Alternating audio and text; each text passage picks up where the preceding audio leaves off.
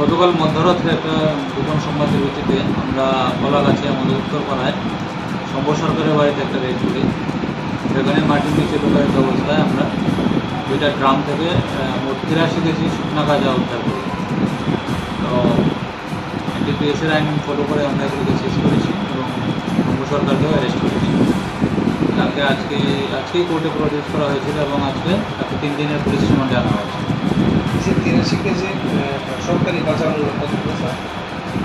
আনুমানিক 1.5 থেকে 2 লাখ টাকা। স্যার মধ্যরাত থেকে শুরু করে কতক্ষণ সময় পর্যন্ত রাত্র পর্যন্ত অভিযান চলে। আজকে তাহলে কি করেছেন কোর্ট? আসামিকে আজকে কোর্টে পাঠানো হয়েছে এবং 3 দিনের পুলিশ রিমান্ডে এখন থানায় আছে।